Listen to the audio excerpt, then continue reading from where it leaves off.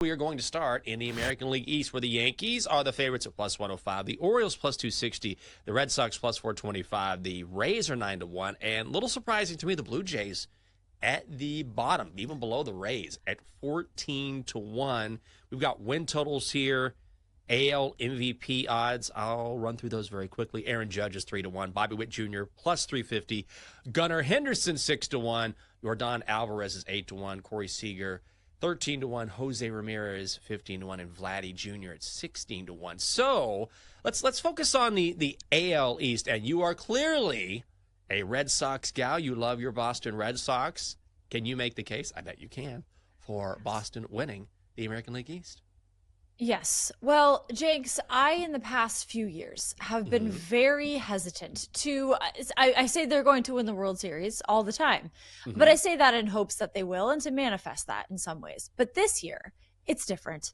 The signing of Alex Bregman has changed everything about the way this team operates, the way it is in the minds of the fan base. And so now the mood has shifted greatly. And in the past few days, a little bit of a change in the mood, but I think that will all clear out as we talk to Rob Bradford about, as maybe that will go forward. I can't wait to see what happens with this team and how it shapes out conceptually on the field. But I think in the end, at the end of when it is all said and done, when the season is all done and dusted, and whomever is at third base, is at third base, and whomever is at DH and who is at second, it will all shape out to the Red Sox winning the AL East. And I think that is a very reasonable thing to happen. If I had said that last year, which I probably did, but I don't think I did, or the year before, it would not even a chance. Like, people would be like, no, that's so stupid. This year, not so crazy. Plus 425 for the Red Sox to win the division, to win the AL East. So that means they are better than the Yankees, the Orioles, the Blue Jays, and the Rays. And if you think, I look at this and I think, well, the Yankees will finish second and the Red Sox will finish first, because that is the way the order should be, and all will be right with the world. If you like that, the Red Sox to finish first in the division, Yankees to finish second, plus 775 at BetMGM. You can get that for that exact lineup of those two to finish in that order. And so I think the Red Sox will finish there, and there's some value there, plus 425. Ooh, okay. Let me ask you this. I have a couple questions about the Red Sox, and you're the expert here. So are you worried at all about Aroldis Chapman anchoring the bullpen? How long has he been around? It's amazing. I mean, when he's good, he is very good. Yes. But he can also at times be a touch inconsistent. I'm just playing devil's advocate here. I do like the Red Sox, and I like the value there, but I'm curious what you think. Yes, of all of the additions this offseason, that would probably be the most questionable one for a few reasons. But character aside, I think maybe on the field is more the what will get them to win the AL East or not. Yeah. I think that would be the concern. But should he be helpful, and should he be good, I think that they will be in a good spot. And I think that would be the one thing to look out for. But I have confidence in him to anchor that, and I think it will be okay. You know who I want for you? I want the Red Sox. I don't want the Yankees to win. And no, I will nobody say, does. Nobody does. Nobody does. Ever. Yankees fans, yes. Everyone else, no. Yeah, Duke fans, yes. Cowboys fans, yes. Here's the thing.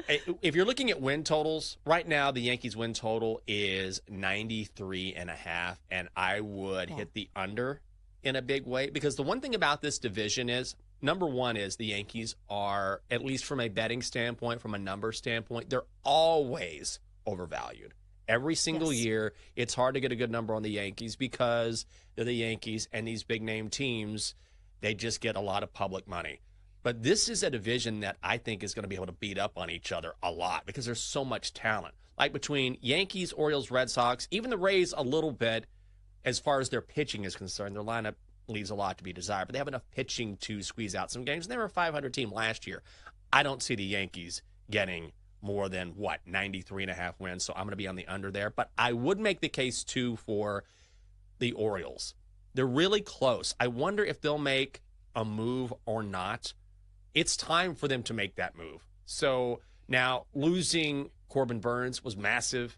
Losing Anthony Santander, frustrating if you're an O's fan because that's a big bat, and Burnes was the ace in the latter half of the season for Baltimore. But there's still a ton of talent in that lineup between Gunnar Henderson and Adley Rutschman, and maybe this is the year that Jackson Holliday comes on. Only had, 119 at-bats last year, so clearly he's still very young, still very inexperienced, had his moments. I like Charlie Morton, I guess. Zach Eflin, I like quite a bit, or Elfin. But I think that the key for the Orioles, at least as far as the rotation is concerned, is Grayson Rodriguez. And if Grayson can develop into that top line starter, he's got all of the stuff. And when he's electric, he's electric. If he can be that guy along with Elfin, then I think that can help mitigate the loss of Corbin Burnes and also Felix Bautista back down as their lockdown closer. So I like the O's at plus 60. I also like the Red Sox at plus 425. A couple teams that are not the Yankees that have a chance to win the American League East. Regardless, this is going to be pretty competitive.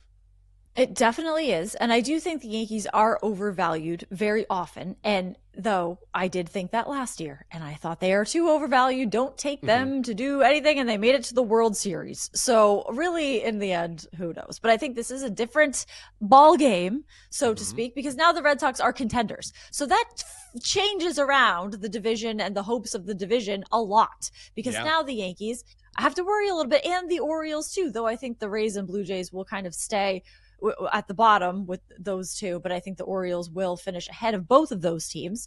But I think Jackson Holliday is a big piece for the Orioles this season, and the exciting part of the Orioles this season, because he could break out. And he did have a little bit of a tougher time at the beginning of his when he was first called up. But I think I think this will be a year for watching out for him. And for the Orioles, though, I would not take them to win the division. And I would also take the under on the Yankees win total, but I would take the over on the Red Sox win total. I think they can win 90 games this year. Last year, they were 81-81. They were exactly mid, and they will be well above that this year, over 86.5. Wins for sure. So I would take that minus 110, 90. I would target 90 for the Red Sox this year. I like that. I like what I've seen from the Red Sox. I think they're ready to compete. A lot of stuff we've seen from them so far. A lot of comments back and forth. Who knows what's going to be? But I think I think what that does is it breeds camaraderie. I think that's a big piece of this too. Because just a side note on that, Alex Cora also had them to his house for dinner the night of all those comments being made. Back and forth. And so he brought them together, and he saw Bregman and Devers talking about what happened, because Bregman is like, I will play anywhere. I want to play for this team. He walked into what could be a hornet's nest here, because you have Tristan Casas saying, no, I don't. First of all, I don't think we should call up anybody who is supposed to be coming up here from the minors. And I think we have a great team as is. And I think Devers should play third. And then Bregman, you'd think Bregman would be like, wait. So who is on my side? But he's not. So I think that's a really good sign.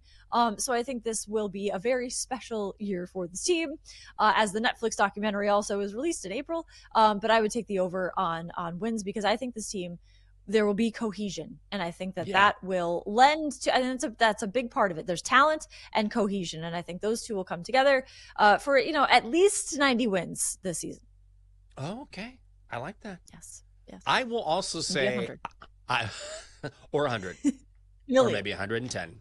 Maybe 115. 162 wins. 162 and 0. Right, undefeated right now.